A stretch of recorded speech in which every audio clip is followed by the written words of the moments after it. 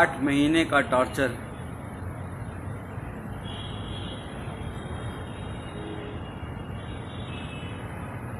तो सबसे पहले आप सब लोगों का 138 करोड़ भारतीयों का, अपने देशवासियों का मैं शुक्रिया अदा करना चाहूँगा, धन्यवाद अदा करना चाहूँगा, जिन्होंने मेरे लिए सोशल मीडिया पे हो, चाहे दुआएं मांगी हों, चाहे प्रार्थना की हो, चाहे मंदिर गए हों, गुरुद्वारा गए हों, मस्जिदों में, चर्च में, हर जगह जहाँ से इतनी दुआएं मेरे लिए हुई हैं, मैं सोच भी नहीं सकता था कि लोग मुझे इतना चाहते हैं। आप सबका बहुत बहुत शुक्रिया। वरना तो इस बार जेल में इतनी, मतलब 5 दिन तक मुझे खाना तक नहीं दिया गया। इतना टॉर्चर किया गया, मेंटली भी और फिजिकली भी, कि क्या बताऊं आपको। अगर कहा जाए खुद को पोषण का शिकार हो गया हूं। पैर दिखोगे कभी, अभी दिखाता हूं तो ऐसा लगेगा कि मतलब लकड़ी हो गया है, पर निकल आया बाहर। और जुडिशरी का बहुत शुक्रगुजार हूँ। जुडिशरी ने एक बहुत अच्छा डिसीजन दिया है। वो मेरा ऑर्डर ले आना। जुडिशरी ने बहुत अच्छा ऑर्डर दिया है और उन्होंने साफ साफ कहा है कि डॉक्टर कफील ने जो अलीगढ़ में भाषण दिया था वो कोई भड़काऊ भाषण नहीं था। वो देश की यूनिटी के लिए, अखंडता के लिए, एकजुटता के लिए था। और उन्होंने साफ साफ कहा है, डॉक्टर कफील ने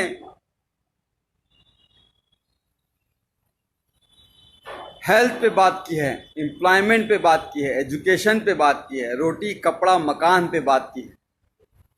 हाँ ज़रूर एनटीसीए के खिलाफ बोला है, एनआरसी के खिलाफ बोला है, पर यह भी कहा है कि जो भी प्रोटेस्ट हो, गांधी जी के अहिंसा के, सद्भावना के साथ होना चाहिए। कोई हिंसा नहीं होनी चाहिए। सबसे मिलकर, भाईचारे के साथ मिलकर सबको साथ आना चाहिए। फिर भी उसके बाद जिस तरह से मुझे टॉर्चर किया गया, मुंबई एयरपोर्ट से पकड़ के 48 घंटे तक इंटरोगेट किया गया। एसटीएफ की टीम ने ऐसे ऐसे सवाल पूछे, अरे आपने तो कोई पाउडर बना लिया है जिससे करोड़ों इंडियन मर जाएंगे। मैंने कहा भैया मैं डॉक्टर हूँ बच्चों का, मैं कहाँ से पाउडर बना लूँगा। कोरोना की बात कर रहे हैं क्या? तो आप चाइना से पूछिए। आप सरकार गिरा रहना चाहते हैं, हमारे पास फ़ोन रिकॉर्डिंग, हमने कहा लाइए सुना दीजिए, एक भी सबूत आपके पास हो तो। मैं कोई पॉलिटिशियन तो हूँ नहीं। आप जापान गए थे, मैंने कहा हाँ, पाकिस्तान क्यों नहीं बोल दिया। अरे जापान कैसे, इंडिया से बाहर कैसे जा सकता हूं जब पासपोर्ट मेरा जुडिशरी के पास जमा है। तो एक तरह से बहुत टॉर्चर किया। फिर जेल में रह के, जेल में ऐसी जहां रखा जहां पे 150 कैदी थे। वो 9 महीने का बीआरडी ऑक्सीजन ट्रेजिडी के बाद जो 9 महीने का दर्द था, उसको उससे ज़्यादा, उससे कई गुना, हज़ारों गुना ज़्यादा पतली पानी की तरह दाल, कच्ची रोटियां, वही सुबह शाम खाना है। जीना था। उम्मीद थी कि आप लोगों से दोबारा मिल सकूंगा, मुखातिब हो सकूंगा, आप लोगों से बात कर सकूंगा, और आप सबकी दुआएं काम आई। आज आपके साथ हूँ फिर से दोबारा।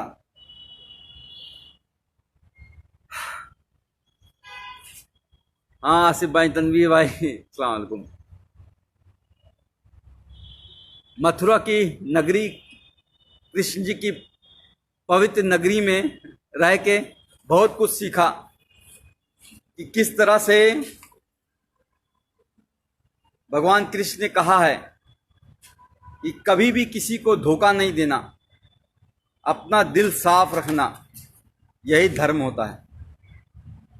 और हम लोग रामायण देखते थे 9 बजे से 10 बजे तक, हर रोज़ आता था, लॉकडाउन के टाइम भी। तो उसमें भी जो उत्तर रामायण में महर्षि वाल्मीकि जी ने श्री रामचंद्र जी को जब एक बात कही थी, जब उन्होंने धनुष उठा लिया श्री लव कुश के खिलाफ ही, तो उन्होंने कहा था कि राजा का धर्म राजधर्म होता है, राजहट नहीं। पर यहाँ तो राजा मेरा बाल हट पे आ गया। बच्चों की जान बचाने की कितनी बड़ी सजा दोगे भाई? क्या बच्चों को जान बचाना इतना बड़ा गुनाह हो गया था? सॉरी, लोग फ़ोन कर रहे हैं, फ़ोन नहीं कीजिए कोई भाई, मैं कुछ देर बात कर लूँ, बहुत दिनों बाद, 8 महीने बाद आपसे। राकेश चौधरी साहब शुक्रिया, वैभव पाठक थैंक यू यार, थैंक यू। इरफान खान साहब वालेकुम, आई लव यू टू। तो मैं ये कह रहा था कि महर्षि वाल्मीकि जी ने श्री रामचंद्र जी से कहा कि बाल हट मत करो। इस तरह से प्रताड़ना देना, 9 महीने उस वक्त जेल रखना, फिर बहराइच वाले कांड में भी 2 महीने जेल रखना, फिर 8 महीने इतना टॉर्चर कराना जेल में। बार बार सिर्फ यही कहा जा रहा था कि तुम उन 70 बच्चों की बात नहीं करोगे, जो 70 बच्चे ऑक्सीजन की कमी से मर गए हैं, उनकी कभी बात नहीं करोगे, उनको भूल जाओ। कैसे भूल जाऊं? अपने सामने मरते हुए उनको देखा है। कोरोना के टाइम जब इस भारत में, इंडिया में कोरोना ने एंट्री नहीं की थी, 27 जनवरी को मैंने वीडियो डाला था कोरोना पे लेके, और उस वक्त मैंने साफ साफ बताया था क्या करना है, क्या नहीं करना है, कैसे इससे बचना है। और 30 जनवरी को पहला केस इंडिया में आया। मैंने माननीय प्रधानमंत्री नरेंद्र मोदी जी को 19 मार्च को ही एक लेटर जेल से सुप्रिंटेंडेंट जी के द्वारा भिजवाया, और उसमें साफ कहा कि हम कम्युनिटी ट्रांसमिशन से बच नहीं सकते, हमारा भारत देश ऐसा है। क्योंकि मैंने पूरा भारत घूमा है, कितनी गरीबी है, एक घर में 4-4 लोग कैसे रहते हैं, एक पूरी झुग्गी झोपड़ी बस्ती होती है, हज़ारों लोग उसी में रहते हैं। जैदू भाई जी, तो उसमें रहते हैं, वो कैसे रहते हैं, वो कैसे 2 गज की दूरी रहो कह देना आसान होता है, पर वो इतना आसान नहीं है गरीबों के लिए। कितने माइग्रेंट बेचारे चलते चलते मर गए, ट्रेनों में दब गए। गरीबी कितनी है, आज क्या हालत हो गई है हमारे देश की। कोरोना वायरस इस तरह से फैल चुका है कि हम दुनिया के दूसरे नंबर पे पहुंचने वाले हैं, ब्राजील को भी छोड़ देंगे। श्री नरेंद्र मोदी जी के दोस्त ट्रंप साहब, और ये इंडिया फर्स्ट और सेकंड नंबर पे रह गया है। 48 लाख कोरोना वायरस के केस हो चुके हैं और 60,000 से ज़्यादा मौतें हो चुकी हैं। बहुत कुछ करना चाहता था इस कोरोना वायरस के लिए, 8 महीने में शायद बहुत कुछ कर सकता था, पर करने नहीं दिया गया। जेल में जानबूझ के मुझे इस तरह से रखा गया कि मतलब समझ लीजिए कि टॉयलेट करने के लिए आधे घंटे के लिए लाइन लगानी पड़ती थी, नहाने के लिए आधे घंटे के लिए लाइन लगानी पड़ती थी। गर्मी इतनी हो जाती थी कि कपड़ा पहन के, पूरा नहा के, पूरा बिस्तर बिछा के, बिस्तर को भी भिगा देता था, तब जाके लेटता था। और वो 150 लोग, 534 लोगों की रहने की जगह है वो, लेकिन 1600 कैदी थे। अब बताइए वहां पे कैसे सोशल डिस्टेंसिंग हो जाएगी? वो ख्वाब था। लोगों की सांसें, लोगों की बदबुआं, लोगों की मतलब पेशाब की महक, और एक टॉयलेट होता था, 150 लोगों के बीच एक टॉयलेट। किस तरह से जिंदगी गुजरी है। और एक बात बता दूं, सिर्फ मैं नहीं सफर किया हूं, पूरी फैमिली को हरास किया है। पूरी फैमिली को जिस तरह से प्रताड़ित किया गया है उसका कोई बयान नहीं है। गोपाल दीक्षित जी, शेखर जी, मैं हायस कर रहा हूं अपनी सेहत, अब तो कुछ बनाऊंगा। वहां तो पतली दाल से जिंदगी बस चलानी थी। तो मेरा बच्चा जो 11 महीने का था, जब चल नहीं पाता था तो उसे छोड़ गया था, आज चलता है, दौड़ता है, बोलता है। पिछली बार भी जब बीआरडी में 70 बच्चे मरे थे, और उस वक्त भी बिना बात के झूठ केस में फंसा के जेल भेज दिया गया, और जब 9 महीने बाद हाई कोर्ट ने कहा कि अरे डॉक्टर कफील की कोई गलती नहीं थी, इंक्वायरी रिपोर्ट में आ गया अरे डॉक्टर कफील की कोई गलती नहीं थी, तो भी जब बाहर आया तो मैंने अपनी बच्ची को चलते हुए देखा। उस वक्त भी अपनी बच्ची जब वो को छोड़ के गया था तब भी वो 11 महीने की थी, चल नहीं पा रही थी और बड़ी हो गई थी। आज मेरे दोनों ही बच्चे, मेरे ही दोनों बच्चे, मैं खुद अपना बाप होके, मैंने दोनों बच्चे, मुझे बाप पापा का मतलब नहीं समझते हैं, अब्बूजान का मतलब नहीं समझ पाते हैं, पिताजी का मतलब नहीं समझ पाते हैं। ये दर्द है।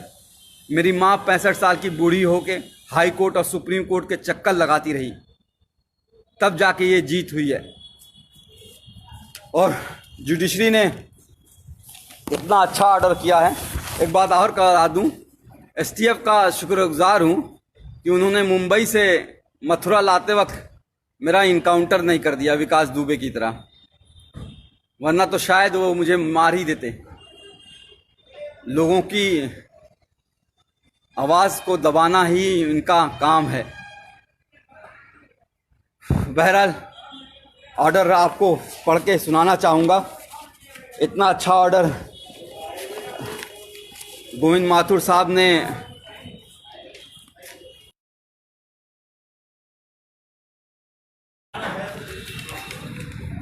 किया है। सुप्रीम कोर्ट का भी धन्यवाद करूंगा, वरना तो हाई कोर्ट में डेट पे डेट हर 14 दिन पे कैसे एक एक दिन कटेगा, एक एक घंटे कटेगा, ये सोचता था कैसे वो टाइम आएगा जब वो मैं बाहर निकल पाऊंगा, तब मेरी जज मेरी कोई बात सुनेगा। इसलिए हम लोग सुप्रीम कोर्ट, मेरी माँ 65 साल की बूढ़ी माँ सुप्रीम कोर्ट गई और मैं सुप्रीम कोर्ट का शुक्रगुजार हूँ जो उसने कहा कि 15 दिन में फैसला सुनाओ। और मैं चीफ जस्टिस गोविंद माथुर जी का हाथ जोड़ के शुक्रगुजार हूँ जो इन्होंने इतना अच्छा ऑर्डर दिया 15 दिन के अंदर ही, जिसमें साफ साफ लिखा है कि MBBS करने के बाद 2016 में मैंने ज्वाइन किया था, 2017 में घटना हुई थी, 1 साल का जूनियर था मैं, जूनियर मोस्ट डॉक्टर, और फिर भी उन बच्चों को बचाने के लिए जी जान लगा दी और उसके बावजूद उनको जेल भेज दिया गया। और ये नहीं, इसके अलावा नहीं, the petitioner and his other family member including the detainee were continuously harassed and victimized by the state authorities including the district administration Gorakhpur by several means। मेरे यानी कि मुझे ही नहीं, पूरी फैमिली को सरकार ने बुरी तरह से तोड़ना चाहा। मेरे भाई पे गोली मारी गई थी, आपको याद होगा शायद, वहाँ पे जहाँ पे चीफ मिनिस्टर खुद मौजूद रहते हैं 500 मीटर दूरी पर। आज 3 साल होने जा रहे हैं उस बात को, एक भी कोई गिरफ्तारी नहीं हुई, कोई चार्ज नहीं हुआ है। बहरहाल आते हैं हम AMU के जो लोग कहते हैं कि भाषण मैंने गलत दिया था उसके बारे में। कहते हैं कि मैंने भड़काऊ भाषण दिया था, कहते हैं कि मैंने 2 धर्मों के बीच, 2 रिलीजन के बीच एनमिटी, हेट्रेड, वायलेंस फैलाने की कोशिश की। पूरी स्पीच लिखी है उन्होंने, पूरी speech, the version of the speech, पूरी स्पीच लिखी है, एक एक लाइन लिखी है कि जो मैंने बोला है।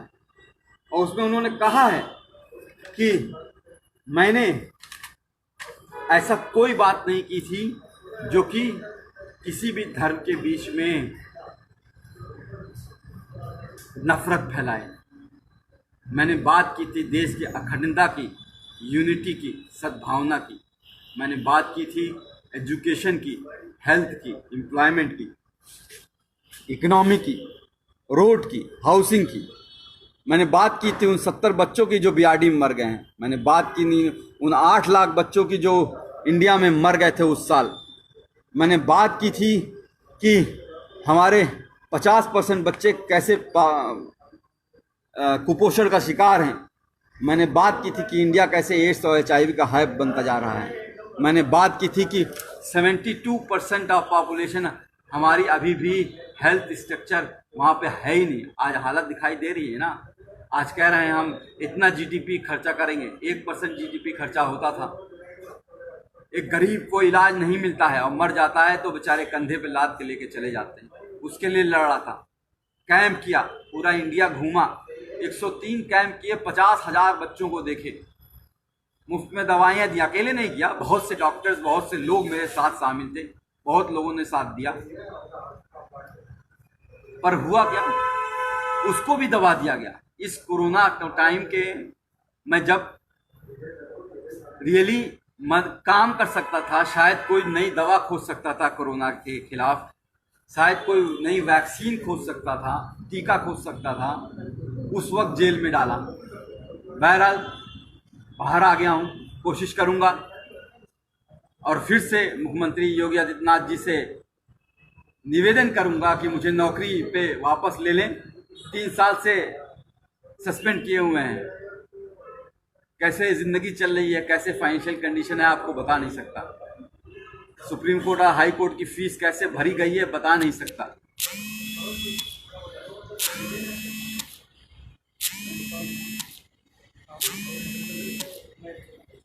पर लड़ा, कहते हैं ना, इस जुल्म की दौर में जुबान, कहते हैं ना कि इस जुल्म के दौर में जुबां खोलेगा कौन, अगर हम भी चुप रहेंगे तो बोलेगा कौन। तो बोलना ज़रूरी है, किसी न किसी को कुर्बानी देनी होगी और शायद ऊपर वाले ने मुझे चुना है।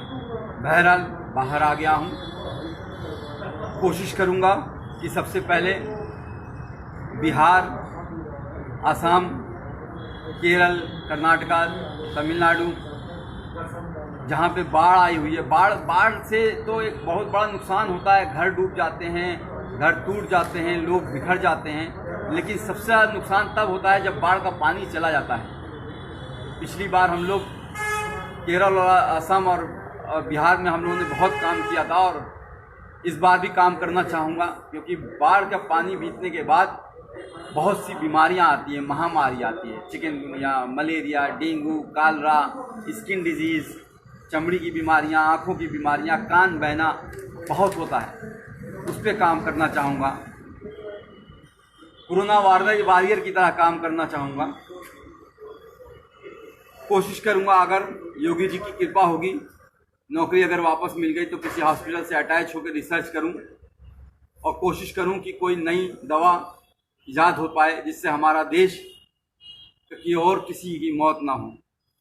बढ़ता जा रहा, हर रोज़ 1000 लोग मर रहे हैं। एक का भी मरना बहुत खतरनाक बात है। जिसके घर में, परिवार में एक मौत होती है, वही वो जानता है एक भी मौत होती है। और यहाँ तो सब 60-65 हज़ार लोग मर चुके हैं। उस पर काम करना चाहूँगा।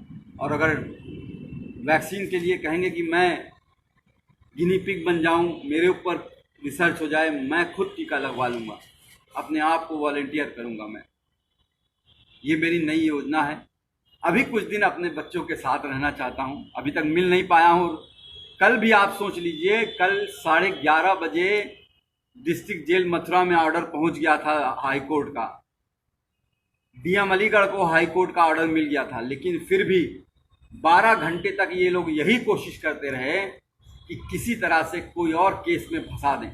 जैसे इन्होंने पिछली बार अलीगढ़ में जब मुझे गिरफ्तार किया था मुंबई से, तो जब मुझे बेल 10 फरवरी को मिल गई थी तो 4 दिन तक कोर्ट के आदेश के 2-2 बार आदेश के बावजूद छोड़ा नहीं मुझे। इलीगली मुझे डिटेन करके रखा और फिर एनएसए लगा दी। एनएसए मतलब नेशनल सिक्योरिटी एक्ट। मैं टेररिस्ट हूँ क्या? दाढ़ी ये जो बढ़ जाती है, जेल में बढ़ जाती है। आज तक कभी आपने सुना है मैं किसी हिंदू, मुस्लिम, सिख, ईसाई या किसी में धर्म के भेदभाव में करता हूँ?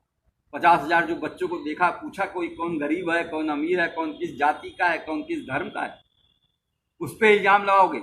इल्ज़ाम वो लगाते हैं जिनका खुद का दिमाग गंदा होता है, जो भरा होता है गंदगी से, वो दिमाग वो लगाते हैं।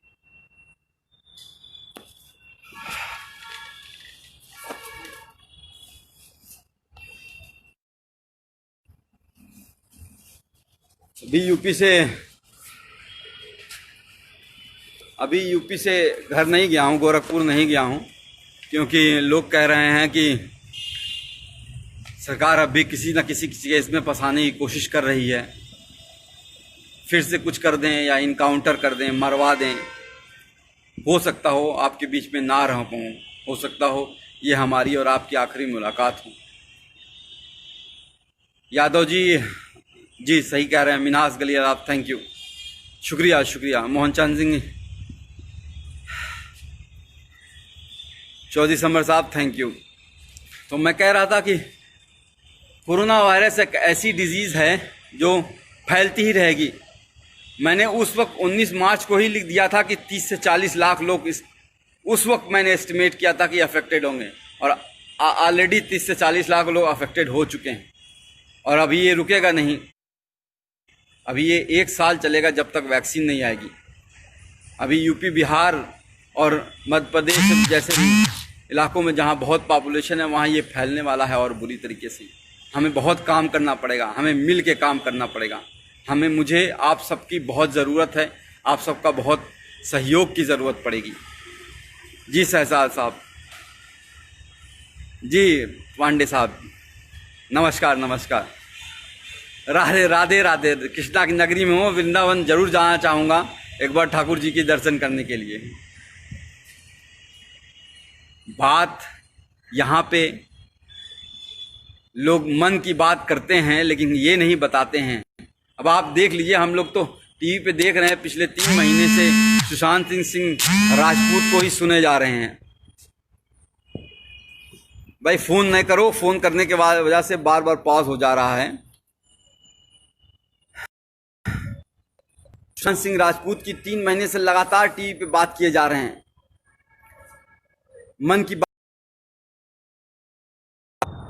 लेकिन कोई ये नहीं बात कर रहा है कि हमारा जीडीपी परसों जीडीपी शायद रिलीज हुआ है, और हमारा जीडीपी जो है, भाई फ़ोन नहीं करो, मैं कह रहा हूँ। पर ईश्वर चंद साहब, कोई फ़ोन ना कीजिए प्लीज़। कुछ बहुत दिनों बाद आप लोगों से मिला हूँ, आप लोगों के चेहरे दिखाई दे रहे हैं मुझे।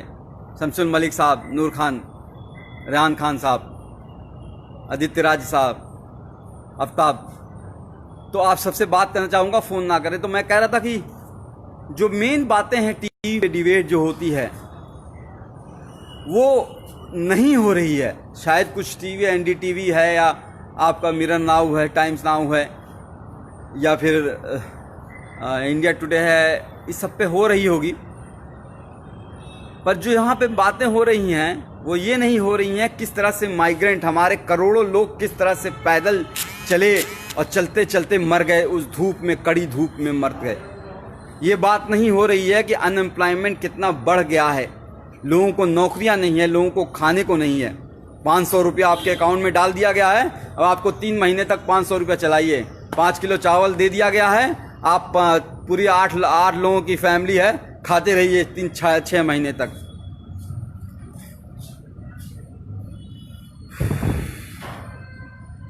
बात जो है रियल इशू पे होगी ही नहीं, एजुकेशन पे होगी ही नहीं, एम्प्लॉयमेंट पे होगी ही नहीं, हेल्थ पे होगी ही नहीं। हमारा जो कोई भी आप हॉस्पिटल देख लीजिए क्या हालत हो गई है। कोई भी सरकारी हॉस्पिटल में जाना नहीं चाहता है। आपने ध्यान दिया है, कोई भी बड़ा मंत्री, कोई भी बड़ा अधिकारी, कोई भी बड़ा जो है चीफ मिनिस्टर हो, या कोई भी हेल्थ, मतलब मैं नाम नहीं लूँगा, सब लोग वेदांता में जाके इलाज करा रहे हैं। वेदांता यानी कि नोएडा में करोड़ों रुपए का इलाज करा रहे हैं, लेकिन कोई भी सरकारी हॉस्पिटल में नहीं जाना चाहता है। क्यों? क्योंकि सरकारी हॉस्पिटल की हालत ख़राब है। वहाँ गरीब जाएगा, गरीब मरेगा, और गरीब अब मरता है तो मर जाने दो, क्या फ़र्क पड़ता है। तो जो लोग ये सोचते हैं कि बार बार जेल में डाल के, मार के, पीट के, तोड़ के, यहाँ मारो, यहाँ मारो, यहाँ मारो, उल्टा पलटा रात को डंडे से मारो, गान लाल कर दो एकदम पूरी तरह से, पैर पे मारो, करते रहो, ये एकदम तोड़ दो इसको, तो वो शायद नहीं जानते हैं कि एक बात सिखाई गई थी कि डरना नहीं है। I won't bend, I won't bend, मैं झुकूंगा नहीं। डरना आता नहीं हमें, चाहे जितना भी डरा लो। हर बार एक नई ताकत से उठेंगे, चाहे जितना भी झुका लो।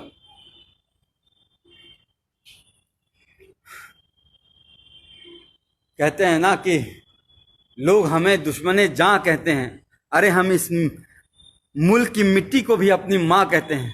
उसको तुम जो है उस पे एनएसए लगा देते हो हैं। कोर्ट ने कहा है कि जो कुछ है यह अवैध एनएसए लगा है, सारा अवैध लगा है। देखो कि क्या हालत बनाई है। भट्टी साहब आप बोल रहे हो तो देखो क्या हालत बना दी है। मैं कुपोषण के लिए वो कर रहा था, ये देखो ये टांगे हैं मेरी, ये हाथ है। खाना जो है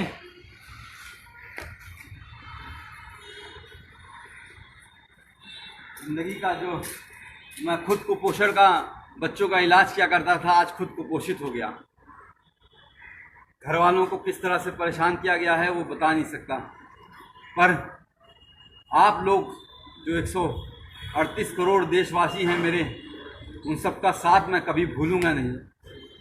खासकर कुछ लोगों का जो लोग बहुत करीब थे, इंदिरा जयसिंह मैम, फुज़ैल अयूबी, इबाद साहब, मनोज पांडे, मनीष सिंह, एडवोकेट मनीष सिंह, दिलीप कुमार साहब, नजरुल इस्लाम साहब, और ऐसे बहुत से लोग हैं, बहुत से लोग। मीनाक्षी शुक्ला मैम, इरफान गाजी, हाँ अलीगढ़ के इरफान गाजी साहब, तो बहुत से लोग हैं। तो सबका नाम तो नहीं ले सकता मैं, बहुत से लोग हैं, 138 करोड़ लोग हैं, सबने बहुत मदद की है। सबका बहुत बहुत शुक्रिया। जल्दी बिहार आ रहा हूँ और जल्दी हम डॉक्टर कफील खान मिशन इस्माइल फाउंडेशन के तहत कैंप लगाएंगे। और इस बार एक बड़ी टीम बना के एक साथ कई जगह पे, असम, बिहार, तमिलनाडु, कर्नाटका, केरल, आंध्र प्रदेश, जहाँ जहाँ पे, मध्य प्रदेश, जहाँ जहाँ पे बाढ़ ने, पश्चिम बंगाल जहाँ पे तूफान आया हुआ है, अभी भी लोगों को घरों पे टूटे हुए पड़े हैं, हर जगह पे जाना चाहूँगा, पूरा देश जाना चाहूँगा। पूर्वांचल अपना, गोरखपुर अपना, उत्तर प्रदेश, हर जगह जाना चाहूँगा। पूरा भारत में टीम बना के हम इस बार एक बड़े लेवल पे कैंप करेंगे और इसमें आप सबका बहुत सहयोग चाहिए। मयंक वर्मा साहब, अब आप कुछ लोगों से बातें कर लेता हूँ। मयंक वर्मा साहब सही कह रहे हैं, दाढ़ी कल काट दूंगा। बच्चों का इंतज़ार कर रहा हूँ, बच्चे आ जाएं, एक बार उनसे मिल लूँ, उसके बाद मेरी गोटी वापस आ जाएगी। अवनीश चौरा साहब, जी हाँ, बहुत मारा, फिजिकली और मेंटली बहुत टॉर्चर किया। फिजिकल में जो टॉर्चर होता है वो इस तरह से होता है कि शायद जख्म थोड़े भर जाते हैं, पर जो मेंटल टॉर्चर होता है वो बहुत दिनों तक रहता है, दिमाग ख़राब हो जाता है। इन 8 महीनों में देखिए किस तरह से झुर्रियाँ आ गई हैं, किस तरह से काले पड़ गया हूँ, किस तरह से जो है 10 साल बूढ़ा कर दिया है। जुबैर पीके साहब, बोलना ज़रूरी है। बोलेंगे नहीं तो कहते हैं कि बोलेंगे नहीं तो किसी को तो बोलना पड़ेगा, सब तो चुप हैं, किसी को तो बोलना पड़ेगा। जैदू साहब, आपने वहाँ से बैठ के, हाँ, इंडिया से बाहर गल्फ कंट्रीज़ में, यूएस से, यूके से, कनाडा से, स्विट्ज़रलैंड से बहुत से खत मेरे पास आया करते थे वहाँ पे जेल में। उन सबको बहुत बहुत शुक्रिया है। शेर खान साहब, सत्य की जीत होती है, सत्यमेव जयते।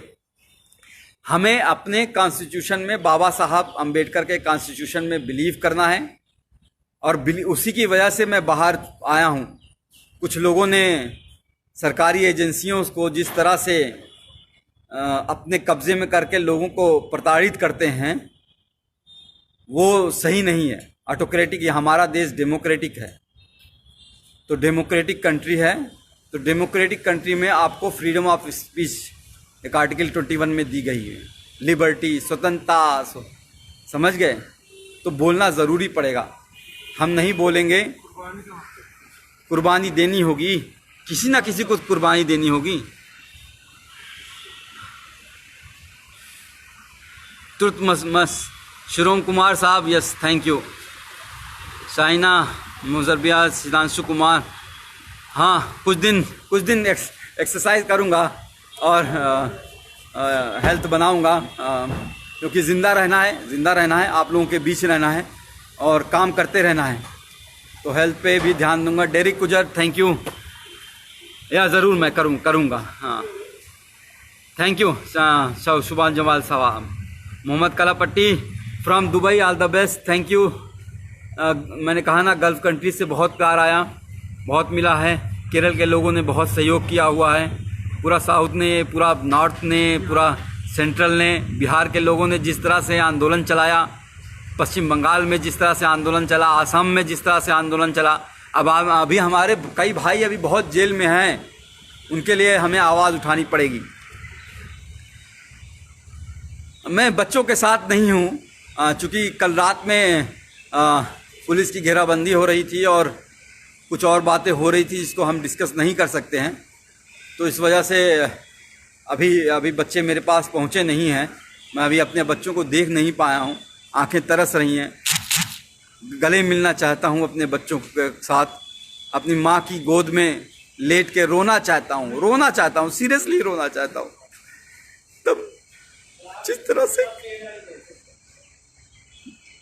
जिंदगी कर दी है, अपने ही बच्चों को से दूर कर दिया है, एक बार उनसे मिलना चाहता हूँ, एक बार माँ की गोद में लेट के सोना चाहता हूँ, सुकून की नींद सोना चाहता हूँ। यार पता है जेल में क्या होता था, हर 2 घंटे पे पहरा लगता था। हाँ साहब, भी 146 कैदी नसर नमहबंदी सकुशल हैं। 6 बजे सुबह, 5 बजे सुबह लाइन लगाओ, परेड लगाओ।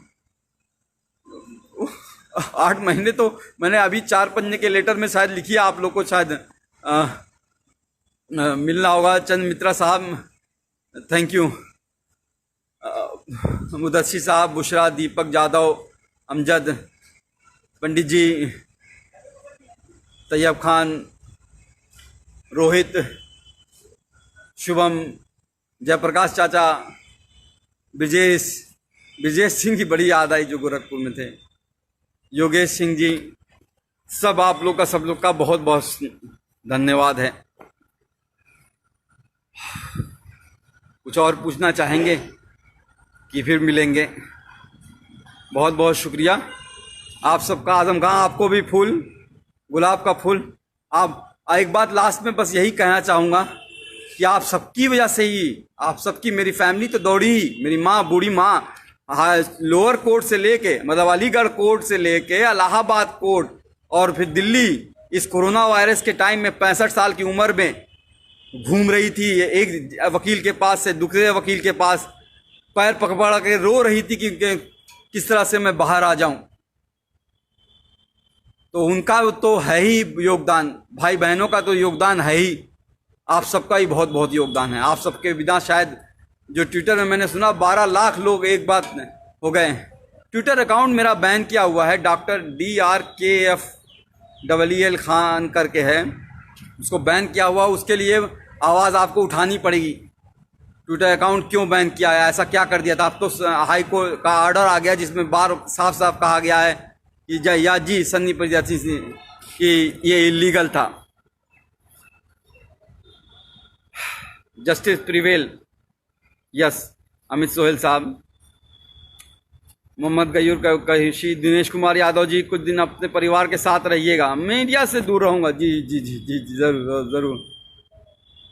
राकेश चौधरी साहब, thank you. Adil, thank you. आप सबका बहुत बहुत शुक्रिया। बस अपनी फैमिली का इंतज़ार कर रहा हूँ, शायद कुछ घंटों में उनसे मिलूँगा और कुछ दिनों में ही आपके सामने नए जोश के साथ फिर से सामने आऊँगा आपके साथ।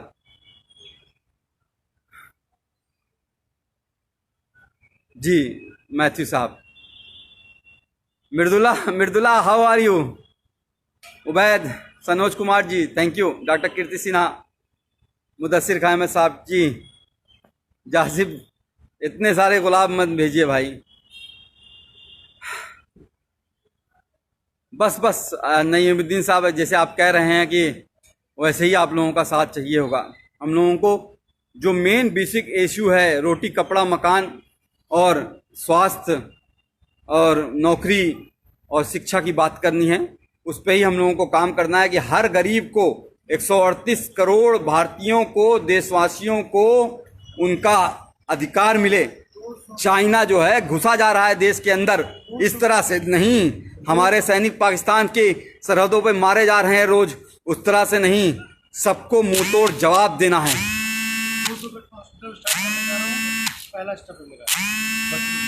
पिछली बार मैंने जो है इंकेफ्लाइटिस बेड का एक हॉस्पिटल 500 बेड का इंकेफ्लाइटिस बेड का स्टार्ट करने वाला था उस वक्त डॉक्टर कफील खान मिशन इस्माइल फाउंडेशन के हिसाब उससे फिर से कोशिश करूंगा स्टार्ट करूं। और जहां पे हीरू यादव लश्कर साहब फिर से स्टार्ट करूंगा और कोशिश करूंगा कि ज़मीन जल्द से जल्द ले लूं और हर गरीब का वहां पे फ्री इलाज हो जाए, वैसे ही जैसे बड़े बड़े हॉस्पिटल में नोएडा में और गुड़गांव में और दिल्ली में और अहमदाबाद और कोलकाता और में होता है फ्री में। मतलब कंसल्टेशन से लेके हर चीज़, दवाई और खाना और रहना सब कुछ फ्री होगा। आना जाना तक फ्री करेंगे इंशाल्लाह। जी, आप सबका सहयोग है, इसकी ज़रूरत होगी। जय हिंद, जय भारत, जय मूल निवासी, जय भीम, वंदे मातरम, जय समाजवाद।